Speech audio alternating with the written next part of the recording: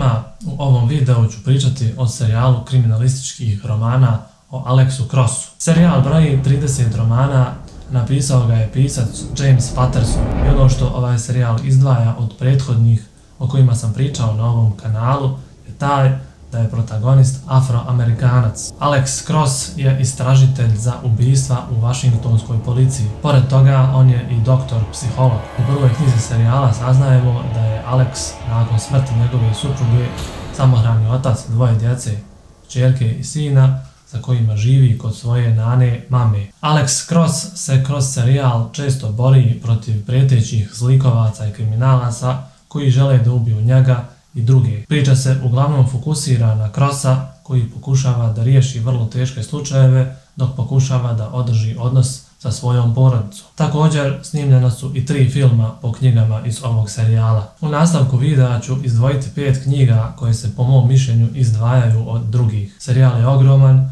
pa će se ova lista bazirati samo na knjigama koje sam ja imao prilike da pročitam. Na 5. mjestu bi izdvojio knjigu koja nosi naziv Potraga za lasicu. U njoj nas pisac upoznaje sa Jeffreyem Schafferom. On je čovjek koji nikad ne gubi, spreman je da zaigra igru nad igrama sa najvećim ulogom, a da bi to postigao on namjerava izazvati Alexa Crossa, višeg inspektora odeljenja za krvne delikte. S obzirom da je izazvan i da ovaj slučaj postaje lične prirode, Alex Cross je riješen da bez obzira na posljedice raskrinka čovjeka koga zove Lasica, prvo osumnjičenog za niz ubistava koja su mu zabranili da istražuje.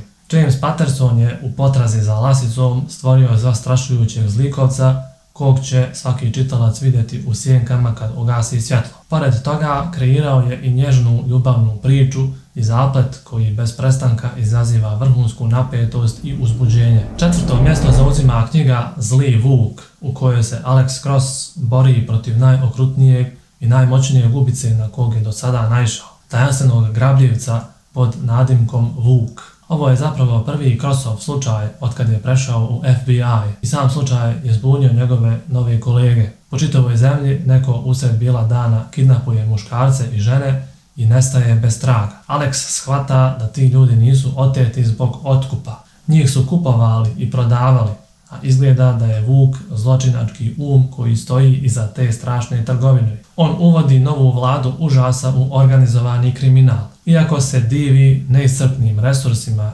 FBI-a, Alex postaje nestrpljiv zbog nespretnosti u birou i pretjerane obazrivosti u trenutku kad treba stupiti u akciju. I sam, kao Vuk samotnjak, on mora da se upusti u traganje za novim plijenom i pokuša da spasi neke žrtve dok su još žive. Dok se slučaj zakuhava, Alex uključa i kod kuće. Bivša vjerenica naprasno se vraća u njegov život, ali ne iz razloga koje bi Alex volio. Ova knjiga donosi previše zapleta i drame koji su maglovito razriješeni. Knjiga se čini kao prvi dio jedne veće priče koja će se nastaviti u sljedećoj knjizi. Zapravo, većina knjiga u ovom serijalu se nastavlja na prethodne kada govorimo o nekoj generalnoj priči. Na 3. mjestu je knjiga I došao je Paul. Radi se o prvoj knjizi koja je napisana u ovom serijalu. Alex Cross sa svojim prijateljem i kolegom istražuje niz brutalnih ubistava. Kada se dogodi otmica dvoje djece iz bogataške obitelji, Alexov nadređeni će ga preraspodijeliti na taj zadatak. Tajna služba i FBI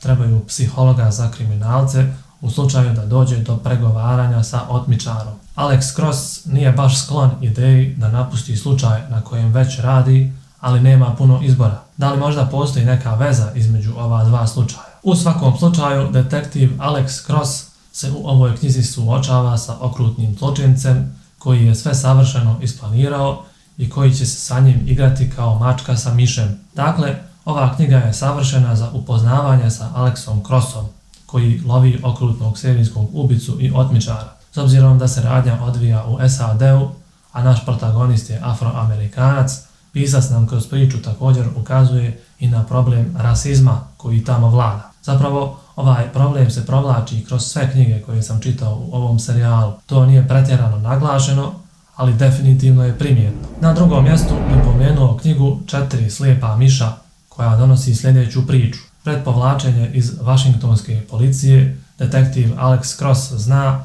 da ne može odbiti novi slučaj. Prijatelju njegovog partnera Johna Sampsona podmetnuto je ubistvo i osuđen je na smrt. Ko su njegovi tužioci? Vojska Sjedinjenih Država. Dok nova žena u Crossov život unosi novu nadu posle gubitaka, Cross i Sampson se sukobljavaju sa kodom časti i tišine i trojicom nemilosrdnih ubica. No vrijeba još veća prijetnja.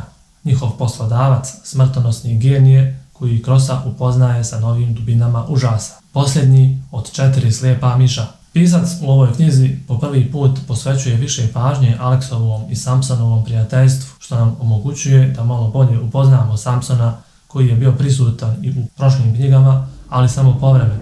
Prvo mjesto zauzima knjiga Poljubi djevojke, koja nam donosi veoma mračan i neprijatan slučaj. Te će Alex Cross iz Washingtona morati otići na jug Amerike. Za Alexa Crossa ovaj slučaj je i ličan, jer je nestala njegova bratanica. Međutim, veliki broj djevojaka je nestao, a neke su čak pronađene mrtve. Iako nije nadležan za istraživanje ovog slučaja, glavni čovjek FBI-a bi ipak želio da dr. Alex Cross pokuša izraditi profil osobe koja je odgovorna za ove nestanke. Izgleda da ta osoba sebe naziva Casanova ili gentleman posjetilac. Također se postavlja pitanje da li se radi o jednoj osobi ili ih je možda više. Pišući u kratkim, brzim poglavljima koja otkucavaju kao paklena mašina i uvijek su puna prijetnji i straha, James Patterson nas vodi kroz ovu paradu užasa do završnog velikog praska. Knjiga će vas hipnotisati od prve stranice, a priča o neobjašnjivim otmicama,